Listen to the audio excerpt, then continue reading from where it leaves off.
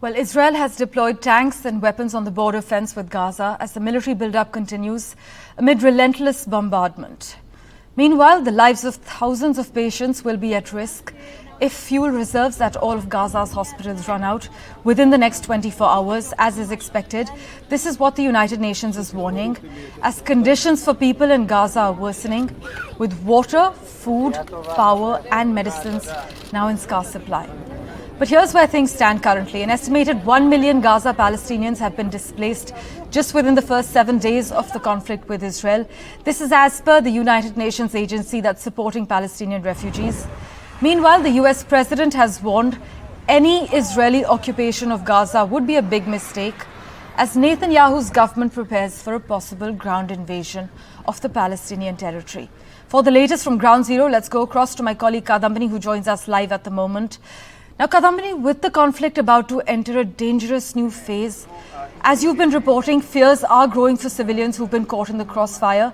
We are seeing reports this morning that state that the Rafah crossing in southern Gaza will be open for a few hours today. Do you have any information you can disclose at the moment? Well, what we are learning from the reports here is that Rafah crossing would be open from 9. There is no confirmation because of the security issues, but we are learning that it would be open for around 5 to 6 hours, and the foreign nationals would be shifted. Now, this is after Egypt had stuck to its gun, saying that the aid should be allowed to enter from Rafah crossing into Gaza, and it looks like this is exactly what's going to happen. The foreign nationals, Americans and other foreign nationals who are there, who would be leaving from Rafah crossing. Now, this is one expectation, which was one thing which had been demanded continuously even by the US. So now this is going to happen. The second thing which we are learning is that almost 6 lakh people from northern Gaza have now shifted towards southern Gaza, where IDF had been asking them to shift. There was an explosion about which and 70 people were killed in that convoy. Hamas had blamed IDF for that, but IDF is denying any role in that. They have come out with videos saying that this is not how an airstrike looks, but they are also saying that the collateral damage can happen anywhere. However, they have refused and denied that they had targeted the convoy at all. Now, apart from that, the water has been turned on in southern Gaza, and this is looking like one of the incentives given to the people to move there, so that they move away from the battle lines. We have seen all day yesterday how the troops were moving towards the Gaza Strip. Throughout the Gaza Strip, there is a huge build-up. Even yesterday, troops were everywhere. The cities, the towns along the borders have been evacuated. Most of the people have been shifted out, and there is hardly any civilian presence over there. Everywhere you'll just see the police forces inside the towns or the army outside the town. And we have also been hearing rocket sirens here in Tel Aviv on and off, and there are airstrikes which have been going on continuously. Now, the toll stands for Israel for those who have been killed, including the soldiers, is 1,400. 286 soldiers have been killed as per IDF. In Gaza, more than 2,700 people have been killed. Now, how many of them are Hamas is not known, but the number is that many of them are children. But we know that in Gaza, almost more than half the population is of children. So this is the present situation at the ground, Parmeshwar, but also there is lots of diplomatic activity which is going on. Now, we are learning that Secretary of State Antony Blinken is again coming back to Israel today on Monday. And we are also learning, the news is coming in that President Biden may also pay a visit to Israel. So these are all the things which are happening. Apart from that, there is news coming in from UN. The Israeli representative for UN has said that they do want to wipe out Hamas, but they do not want to occupy Gaza. Now, the representative from Iran has come out and said that they do not intend to send soldiers in, but there would be consequences if Iran was attacked.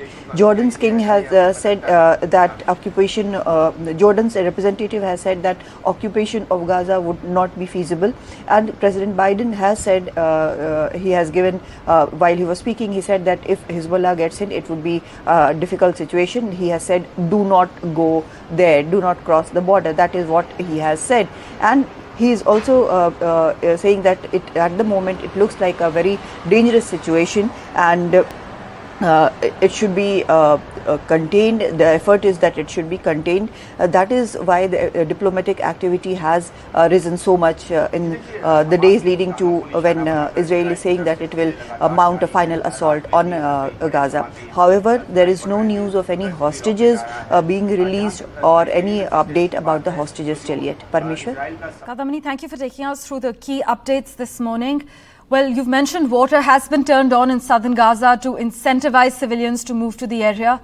Unfortunately, though, as Kadamini is reporting, the death toll as we speak in Israel stands at 1,400 people dead.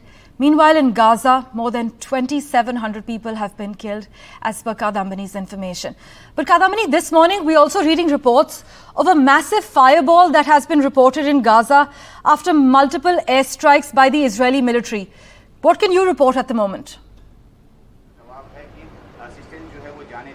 Well, there have been continuous strikes, Parmeshwar. There is no let-up in strikes, because if that happens, we have seen how even yesterday we saw how the barrage of rockets was being fired while the evacuation in Shedrot was taking place. So that has not stopped.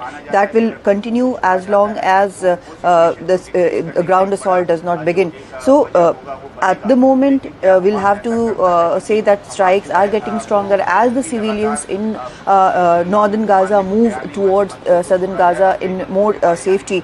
Then the strikes will intensify, and it has intensified. Even at some places we were not allowed to go. In the places where we had earlier stepped in, we were not allowed to go in, because now everything there is a militarized zone. We have seen gunfire happening right in front of our eyes, the artillery fire happening. So this intensification is a warning, and to also ward off any more misadventures from the side of Gaza. But let me tell you, also on the northern front, the situation is another front, because if I tell you the situation there on the northern front, the general assessment, let me tell you, Hezbollah has increased its attacks, and though they have said that it is just skirmish, it's not a battle, it's a warning, they have said. But the operational updates are that Syrian media is claiming Israeli airstrikes on Aleppo airport. Hamas has taken responsibility for infiltration into Israeli territory. Anti-tank missiles were fired from Lebanon at the civilian community of Stula, killing 1 and injuring 3, and then IDF retaliated. Then there was firing from Lebanon at IDF military outpost, and Hezbollah has also taken responsibility of attacking several IDF targets, and IDF also has targeted them in Lebanon. Apart from that, rockets were fired from Lebanon towards northwest Israel at the cities of Naharia, Rosh Hanikra, Betzet, Shlomi.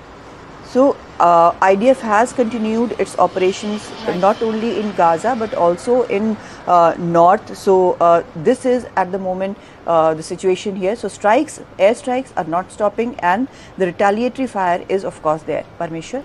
Do stay safe, Kadamini, as you bring us these live updates from Ground Zero.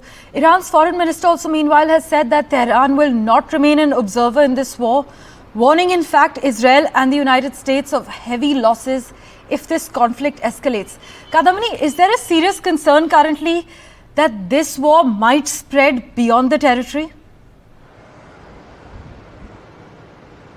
Well, that is the fear. That is the reason there is a flurry of diplomatic activities, and that is the reason we have seen how United States, the Secretary of State Antony Blinken has been on a quick visit to all the Arab countries around here. We have seen he came here to Israel, then he went to Jordan, Qatar. He also met Saudi leadership, and now again he is coming back here. And even President Biden is supposed to come here. He is. The reports are that he is planning to come here. So the effort is that the conflict shouldn't widen. We have seen that Secretary Blinken has been warning that there should not be any third party which gets involved. The moment that happens, the peace of entire Middle East would be disturbed, and that has been an effort for a long time to keep the peace here. Now, with this attack on last Saturday, which took place in Israel by Hamas terrorists, that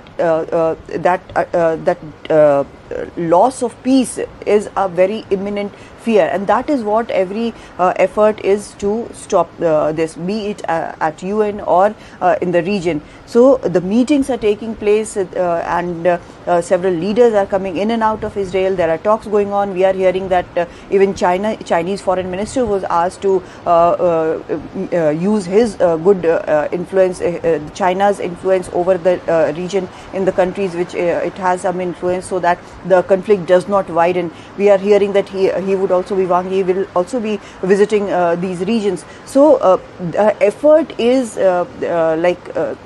completely going on, and the effort is to not let it widen, to contain it between Israel and Hamas. But if any third party tries to get involved, then it is a very, very dangerous and situation, and it would be for the entire region.